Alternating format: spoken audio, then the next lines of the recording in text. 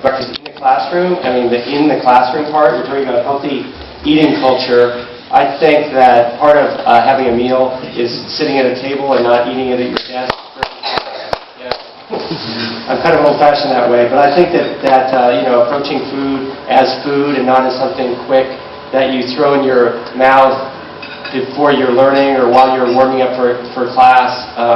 And also, I've heard a lot of complaints from teachers about eating breakfast in the classroom.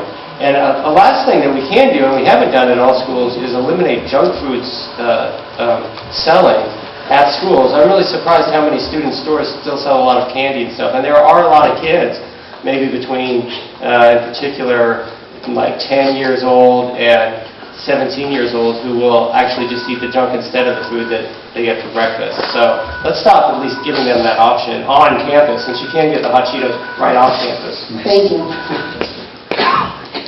I heard all consensus with that, so I don't anticipate any rebuttal, but I'll still provide the opportunity. Mr. Kaiser? I visited, there are like about 125 schools, depending on how you count them, in Board District 5. And either I or my staff has visited all of them on multiple occasions.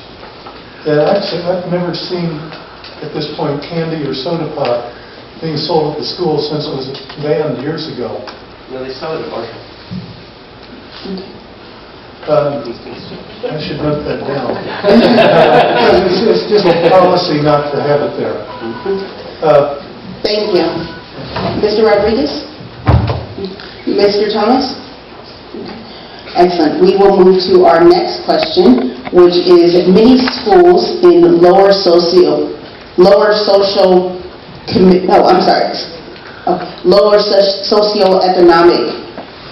communities are staffed by inexperienced teachers, while experienced teachers often secure positions at more affluent areas. How would you remedy this problem? We will start off with, the last round of questions we started off with Mr. Bennett. So now we will start off with Mr. Rodriguez. Okay. One is we've got to make sure that there are incentives for individuals to come to the hardest, the most vulnerable schools, or those that have the highest needs students. Local control funding formula allows us to do that. And I don't mean that we've got to give them money. I mean, we've got to give them conditions, we've got to give them professionalization, we've got to give them new roles and titles, that teachers that is, to attract them to come into the schools that need them the most.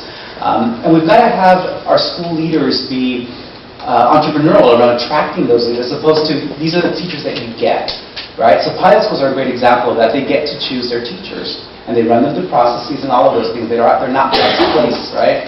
And we've got to allow these schools to be able to do that. We've got to give them the resources to do it as well. But secondly is that we've got to create a professionalized culture in our schools. And right now, teachers, and in our society, let's frankly say it, teachers don't get a lot of respect. And that's our fault, because teachers do deserve it, but they also deserve a place where they're going to be able to learn and grow and have proper salary. The fact that we haven't given our teachers salary increases in so many years is just shameful. And we've got to get to that quickly. But by providing incentives and letting the school leaders, or the committees on the schools, it could be the leader and parents and teachers, run applicants through a process and choose them. And that way I want to be at that school, I'm committed to it, and I want to learn and serve those kids. Thank you. I'm glad you brought up pilot schools. I've been a big fan and proponent of pilot schools all along, and they do get to choose teachers, and the teachers, for lack of a better word, buy into the program. So when a teacher applies to the school, they say, well, we want to do this. We want to have interdisciplinary instruction, block scheduling, whatever, and we have this instructional philosophy, and the teachers buy into that and commit to doing the extra work. Those teachers are very committed, and they stay at schools like Torres. A lot of young teachers do go into these inner city schools with low graduation rate, low achievement. The challenge is keeping them there, really. We've done actually a great job at improving, and it was driven by the federal government, improving the quality of teachers. When I first got into this, there were a whole bunch of teachers who were placed. We had this idea that displaced aeronautical engineers would make great teachers, and there were a lot of emergency credentialed teachers. And I'm happy to report, talking about some good things in the district, we have very, very few emergency credentialed teachers in our district right now. So they are highly trained, they've passed a lot of tests. Many of the young teachers are very committed to working in these communities. The problem really is that they leave because the work becomes so burdensome to them over time, and it's such a struggle. And they see, greener pastures on the other side of the fence, and they think, oh, it'll be a little easier at South Pass if I can get a job there in Alhambra. So the thing is to create good learning conditions for those teachers, a lot of support for those teachers. And we've talked about these things up here before. We'll talk about them more. Thank you. Mr. Kaiser? Yeah, one of the issues is we have two-year teachers. We have teachers that have come from Teach for America, and I guess similar programs, although that's not one I can think of right at the moment, where they have a two-year commitment, and when the 2 years is up, they go somewhere else, like medical school or someplace else besides staying in the school where they were. Of course, there's some exceptions to that, but generally that's the case. It's a good question, particularly as we've been laying off teachers. Comment was made earlier that we didn't compress as the student enrollment has gone down.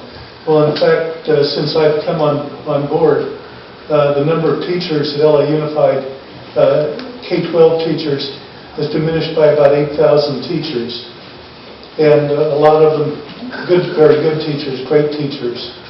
So we need to, as I said, and I believe the others have said, we have unanimity here, that the teachers need to have a raise so that being a teacher at LA Unified is competitive with the other school districts and competitive with other industries besides education. Thank you. I will now allow for a 30-second rebuttal. If you do not need that rebuttal, you are welcome to skip it. We will start with Mr. Rodriguez. No? Mr. Thomas? No? Okay. Mr. Kaiser? No? Excellent. We are now moving on to our next question. If you are not familiar with this ruling, you don't have to answer the question. You can skip it. You're permitted to skip it. But it is, what is your opinion of the Vergara ruling, and why do you support it, or why do you oppose it? We will start with Mr. Thomas. Well, the Vergara ruling, that's the one. I know, I think Yep. This is a big one, yeah. Is being litigated, is being appealed right now. But it's the one that basically challenged our tenure rules in LAUSD, and said that it's unfair it's a civil rights issue. It's unfair to kids in our lowest performing, least affluent schools that they have teachers who are unqualified and low performing. And they're allowed to stay in their jobs as teachers forever because there's only been they became tenured very quickly. And so the tenure rules, which are part of state law but also part of the ETLA contract, are being challenged right now. And we basically have to wait for the appeal to come down to see what the district will do about it, or what the response needs to be. But I guess the real issue the real question is whether we support the 2-year teacher tenure or whether teacher tenure needs to be expanded. And I actually, the reason that we brought teacher tenure into just 2 years so that, and I want to explain, teacher tenure means you teach for 2 years, and if you don't break too many rules, then you get to stay. It's very difficult to get fired after that for your entire career. So I'm for expanding teacher tenure to go back to what it was, to like a 3 or 5 year horizon. Thank you. Next we will have Mr. Rodriguez. So I agree with many of the findings or the judgment in the Vergara trial. One is I do believe that we need to increase the number of years to receive tenure. 16 months is not enough time to say whether or not someone should have lifetime employment in any of our schools. And we've got to then figure out the right process and the right approach to when tenure is given and how we know that this person deserves tenure. And tenure should be something, a reward should be like, I've reached tenure. It's not just given to me because I've been able to breathe for 16 months, right? That I've done something and it means something and I'm professional here. Secondly, the last in, first out. Don't believe in that. I don't believe that high-quality teachers who might have come in last should be the first ones out. So I advocate for having a system that does capture what does high quality mean for our teachers, and we currently don't have one in place, and standardized tests aren't the only measure we should be looking at to determine that. And I also believe that due process has to be swift. We cannot have teachers sitting around doing nothing and earning a paycheck while their own due process is not being done. And so we've got to make sure that due process is being done quickly, and that the consequences are being given, or that the teacher goes back into the classroom. Thank you very much. Okay, Mr. President. Well, first of all, I'd like to say that I appreciate your comment, Mr. Rodriguez, regarding the swiftness of coming to a conclusion as to whether a teacher has violated any rules or not. Because I got one of your mailers that has a picture of Governor Brown. It says Governor Brown vetoed this bill, the Buchanan bill, that said that the amount of time should be reduced and streamlined for teachers rather than holding on to them. And said that I was trying to be soft on teachers by having that, but it turns out we're both soft on teachers. That wasn't my mailer, by the way. I want to just be clear about that. That was not my mailer. In any case, Endorsers? The school board actually has not taken a position. Originally, the board was part of one of the defendants being sued, and then it was removed from the case. And the school board has never actually taken a position on the regard. The superintendent had interest in it and spent a great deal of time watching the trial and making commentary in front of TV cameras. But once again, as Mr. Rodriguez said, we need to study what's the best solution to this. And the Vergara case is not necessarily going to give that as an outcome. Thank you very much. Okay, I will allow for a 30-second rebuttal if you choose to take it. Mr. Thomas? Yeah, well, I'll only take 15 seconds, but I think one of the big issues is that principals need to be empowered, and I remember that because Dr. Dacey made this point during the Vergara trial. Principals need to be empowered to evaluate and to hire and fire teachers. And in many cases they are, and they actually don't take the responsibility. It's maybe not as hard to fire bad teachers as some principals claim it is. But I think that's a key issue, and it happens in pilot schools. Thank you very much. Mr. Rodriguez? Mr. Kaiser? Thank you. We are now moving to another question by Dr. Fernandez. Last month, and this one we're going to start again with Mr. Kaiser. Last month, a middle school student was stabbed in front of Griffith Middle School. What would you propose to make schools safer? Last month, a middle school student was stabbed in front of Griffith Middle School. What would you propose to make schools safer? Mr. Kaiser. Well, I think our schools actually are very safe. When there are tragedies like that, it's very sad.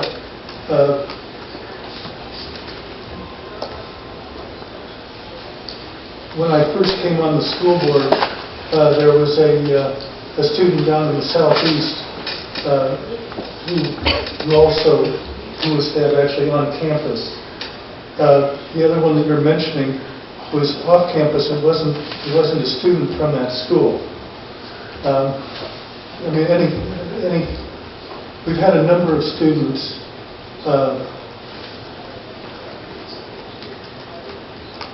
it's hard for me to talk about it. There have been a number of students who have died in the last couple of months with automobile accidents. There was a hit and run. One of the things that comes with being a school board member is that I get these incident reports through the day when there are injuries or tragedies like that. We have risk management. We look to see what, in specific instances, what happened and what could be done to prevent it. There isn't a one-size-fits-all for this. It depends, on what the circumstances are. I feel that our schools are safe. We've made efforts to enhance the safety after the tragedy of Sandy hit. Thank you. Mr. Rodriguez? Yeah, I think one way to improve, to keep further improving safety in our schools and in our streets is by having open schools, by making sure that communities feel a part of both protecting the schools as well as protecting the students, right? And then we also have to be really honest about what is happening outside our doors, and that we have some real problems in our communities, and that we haven't been asking those inside the schools and those parents that live in these communities, what can we all do to solve these problems?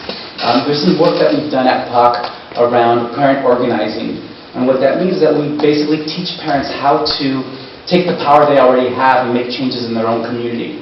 And what I always say to the principals is, once we start organizing parents, wait for the day where they come to you and say, you shouldn't be the principal anymore. Because it really means about giving them that power, right? But the byproduct, or I guess not the intentionality around it is that they can solve their problems. And so an example I'll give with this organizing model is that kids were going into a computer store and they were being allowed to watch porn, for lack of a better word. And so the parents came to me and said, what are you going to do about it? I said, what are you going to do about it? This is outside the school. You've got power. You should be able to do that. And sure enough, the moms went over and they said to the store owner, this has got to stop, and we're going to stand here, and we're not going to allow kids to come in, or we're going to tell families what's going on in there, right? And so the idea of having them be part of the solution is a real important thing. Thank you very much. Mr. Thomas? Yeah, we're just kind of adding on to each other. I'll add a couple of things. One thing is, I agree that it's true that schools are often the safest place in the communities here, and that the students are safe until they leave the school. So it's a community issue.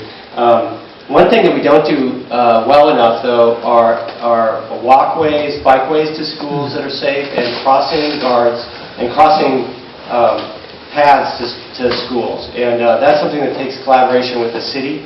But very important today in the schools where a lot of kids are being dropped off now by their parents in cars, and that creates a traffic jam, and schools were not designed for that. In front of King Middle School, for instance, there's an absolutely no parking, and so or any stopping that's enforced. So what parents actually do is let their kids off in the street, and they're running in front of traffic. And there are a lot of schools like that. And we don't have a comprehensive plan that, dealing with getting kids to schools. Parents have generally taken that into their own hands and created drop-off lines. And sometimes the district has cooperated more than others in creating other times and creating the drop-off lines. But that's something that we could improve, is that safety just coming to and from school. And I really like the idea of open campuses. I'm a big fan of campuses that integrate with the community. And some schools, unfortunately, close off their campuses to parents and don't allow parents on, and they're a very closed environment, and I think that that's moving in the wrong direction. And actually, I've talked about some charter schools here. Yeah. Thank you. We will, you do have a brief time to rebut. Do you want to do a rebuttal? Yeah, I'd just like to clarify that the schools that don't let the parents on their charter schools, all of the LAUSD schools are open to parents to come in anytime with or without an announcement. And they can visit their child's classroom and sit in the room and watch what the teacher is doing. It's every parent's right for every student in the district. Thank you. And Mr. Rodriguez, did you want to rebuttal? We just want to make sure that parents know that that's their right. And they might already, so I'm not saying they don't, but yeah, those schools belong to them. Thank you. And Mr. Thomas? This next question, I have a bit of relief for you all. My wonderful committee has decided that there are only 2 more questions that we will ask tonight. The second to the last question will be asked first by Mr. Rodriguez, and following that, the last question, Mr. Thomas, you will be asked the question first. And for the very last question, we will not have rebuttal, but your time to answer the question will be expanded into 3 minutes. And that will also serve as your closing argument. Okay, so you get 3 minutes each for the very last question. Okay, closing statement. I said closing argument. I'm used to court something. We're in the courtroom. Okay, so for this second to last question, how will you address the lack of teachers to adult educations?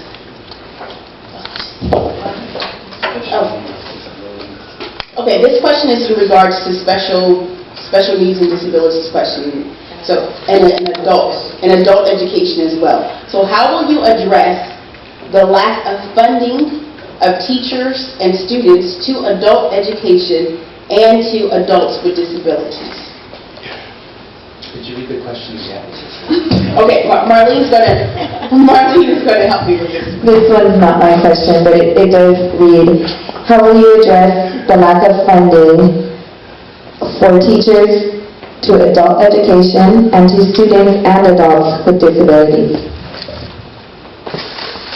So if I'm understanding correctly, the lack of funding for adult education programs, for teachers for adult ed, as well as special needs? Yes. Okay, got it. So I go back to local control funding.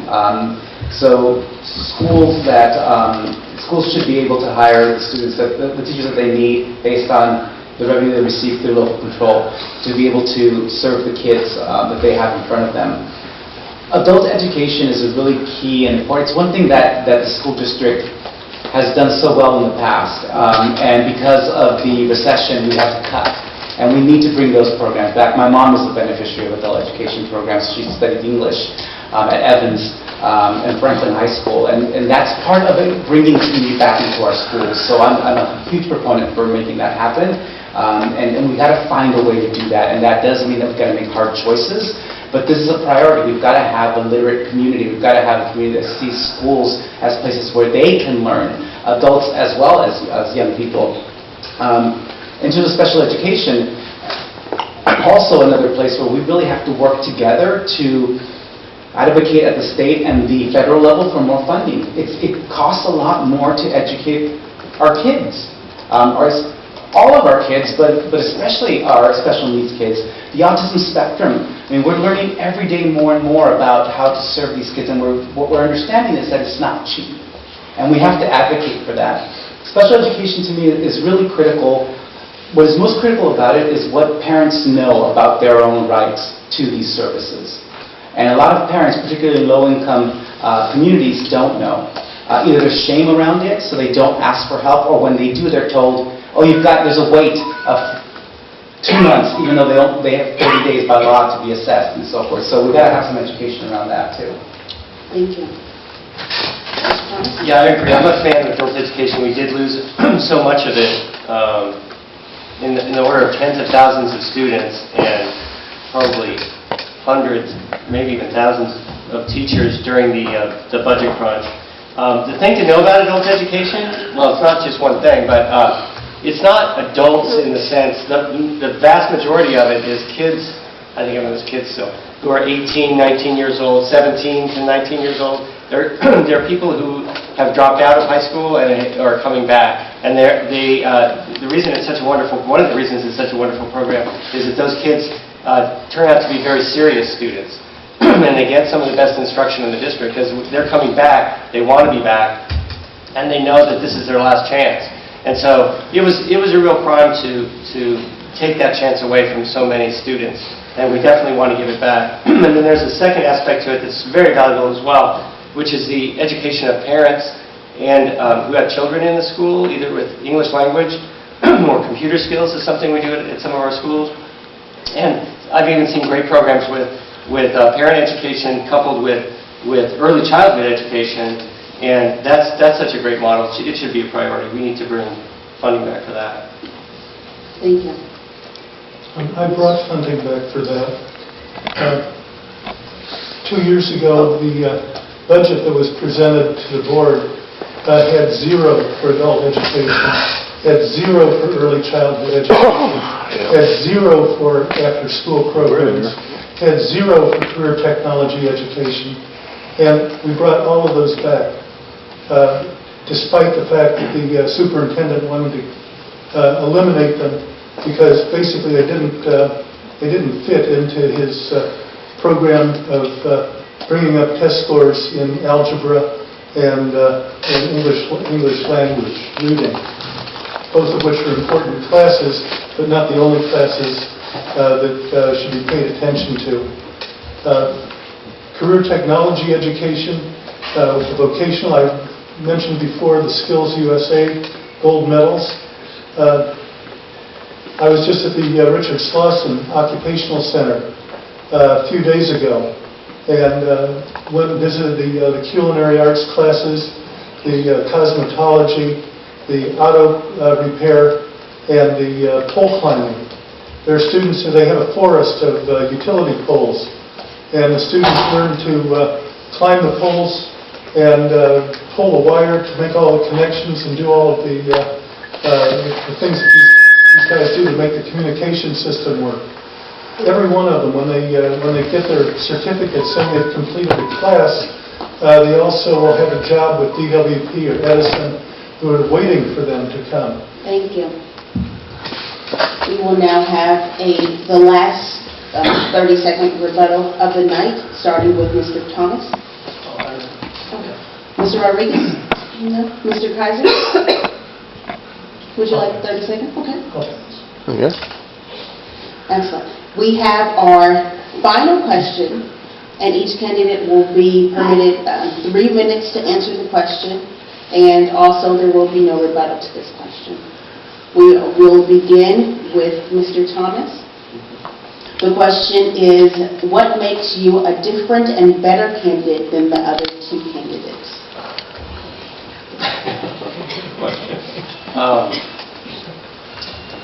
Well, I want to talk about some things that have come up in the debate through the discussion tonight. I know that it's come across as negative or maybe complaining sometimes, but the point is that we're trying or what I'm trying to do is point out that our kids only have one chance to go through 4th grade or 8th grade or 11th grade, and it's very important that we do things right every time, or as many times as we possibly can. And I have sensed in the school district and on the school board a sense that things are good enough that we should only be celebrating. But what parents bring to this discussion is just reaching higher all the time. That if we're at one spot, that's still not good enough. We need to get to another spot. We need to celebrate our successes, but we need to push harder and higher all the time. And that's the urgency that parents always have, because their kid is only there once. And that's the core of my argument, that when you put a current parent on the school board, they have that sense of urgency. And I don't want to be misunderstood, that the other groups that have representatives on the school board need representatives too. Teachers need representatives. It's important to have all those voices. But the voice that we have lacked is this voice that is really like, it has to happen now. It can't happen in 10 years, it can't happen in 5 years. It has to happen now because it's about my kids and about my friends' kids and about my neighbors and about my community. And that's the thing that I bring to the board. And it's not to take away from the other voices that are very important. The teachers who've been there for many years and they have a voice, or for that matter, the business interests that have been investing in the school district for many, many years, they need a voice as well. But you can't make great instructional decisions when you don't have that one point of view represented on the board. So the things that we really need are, as parents, are a way to directly communicate with our board, and that's what I would bring to the office of the school board member. I think we need assurances that the board is making the right decisions for our kids, and I think I can offer those assurances. And I think I could offer a focus on classroom instruction and on teacher quality and on school conditions, learning conditions that is urgent and fresh. And that's a different quality that I bring to it. We need a school board that focuses all the time on the important outcomes that our kids need right now. And we need a school board that supports the teachers and the schools and doesn't worry about controlling them all the time. And I think I bring that insight to the board as well. So I'm trying to argue that it's a clear choice, that to really change the board, you bring on somebody like me. And so that's the answer to my question. And thanks, everybody, for coming tonight. And thank you. Mr. Rodriguez? Yeah, thank you all for staying this long, and thank you for hosting today. So what I bring to the school board is a sense of what is possible. I've seen what is possible. I've created schools where kids come in reading 3 grade levels below, computing at 4 grade levels below, and they're now in college. My greatest and proudest moment is that every year I get a book from every one of my high school students, and in that book is a copy of their college acceptance letter and a personal letter to me, telling me about what they got at one of our schools. So we know what is possible and what can be done. And those shouldn't be the exceptions. There shouldn't be exceptions because these are charter schools that have autonomy and local control. It should be exceptions because we're able to hire our own teachers. That should be across the system. We've got to put the public back into public education. And that means that it's not just about the parents, and it's not just about business, and it's not just about the teachers union. It's about all of us working together. We're going to know on March 3rd if the public is in public education based on how many people actually vote. And that to me is atrocious when I start to look at the past and see that people don't care about our schools because they're not voting. And yet it's the most important thing that we have. It's the vehicle that we have to show our democracy and to have our voice heard. And we have people who have decided that the school district and the school system isn't working, and they're just giving up on it, and they're not even voting. And they think, okay, I don't have any kids, and I'm going to stay away. What I bring to this is, I'm a member of a community, I'm community activist, I'm an educator, I'm a teacher, I've started schools from scratch, all of those things. But what I bring is the sense of, these schools belong to us, they're our responsibility, we've got to hold people accountable for that, and we've got to be a we. It can't be just an I. The last thing I'll say is, I know it will be done. I know it can be done. But what we do need is not more of the same. We need new and different. And that's what this race to me is about. And we need people who are deeply vested in the community and know and understand the needs of this district, District 5, but the district overall. And I'll bring it back again. And I'm terribly optimistic. It's a bad word. I'm not terribly, but I'm fully optimistic that it can be done. It can be done. We've just got to get out there. We've got to vote. Vote your conscience. Vote for the right person. But vote. That is critical and the most important thing to do. Our future depends on it. Our young people are our future. And we've got to honor them with a system that fulfills our belief that all kids deserve a free and appropriate public education. Thank you.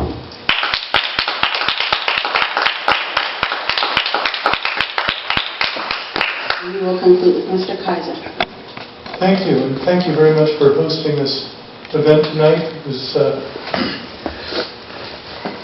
I think, very telling. It was good that there were good questions and a good opportunity to answer them. I felt it was kind of difficult the other night at Eagle Rock with only 60 seconds to answer some fairly complex questions. I also appreciated the fact that you interrupted the debate here to ask for public comment, because we know how important public comment is at these meetings. I've been on the board now for 3.5 years. I haven't missed a board meeting. We have public comment on every one of the issues, as well as public comment on issues that aren't before the board. at our meetings. And during public comment or any other time, I've never actually seen either of my opponents come before the board and make suggestions or voice concerns about the things they've talked about tonight.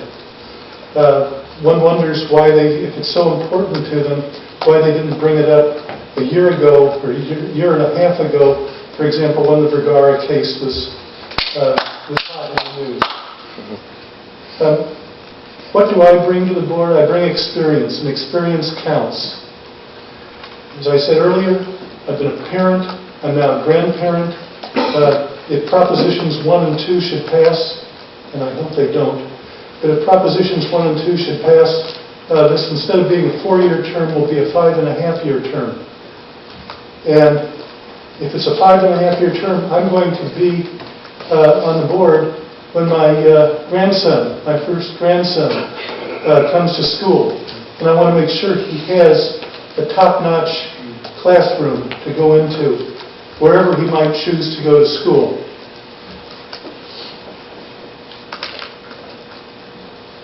We have a great diversity of students. We have students with special needs.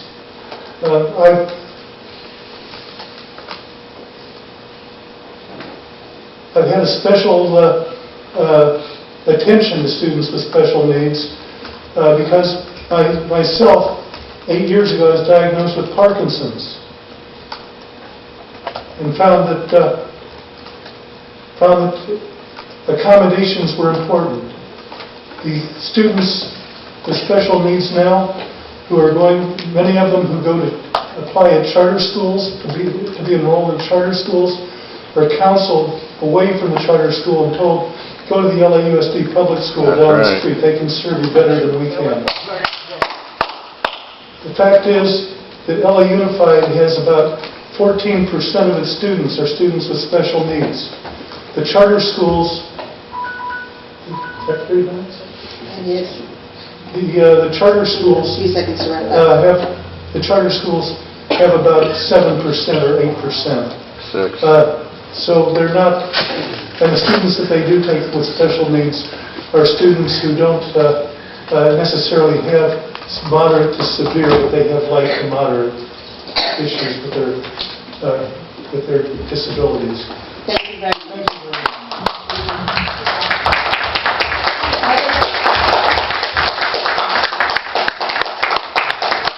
I would like to give a special thanks to all of the candidates for attending. I truly appreciate it for you all coming out tonight. I know that it's difficult on this side of town because there are a smaller number of schools that are LAUSD schools within the limits of 932, and I truly appreciate you and also your campaign staff for coming out and supporting tonight. This is a very important issue to us all. It's important to me personally, as I am a mother of two students that are District 5, LAUSD District 5 students, and this is very important, so I truly thank you and appreciate you for coming tonight. I would also like to say special thanks to the gentleman that helped set up. I think that he left already. He left, but he helped set up, and I truly appreciate that as well. Finally, I would like to invite all of the members of the community to another candidate forum that LA32 will be hosting on Friday night, the same time, 6 p.m., same place, and that will feature the CD14 candidates at the same location. And also, on February the 20th, if there are any individuals that are interested, the LA32 will be co-sponsoring a USC job fair van that comes through, and they will provide members of the community with job applications, and you can apply mobily on their van. So there's flyers in the back as well for individuals to take. Thank you very much for your time, and lastly, thank you so much to members of the community. Truly appreciate you.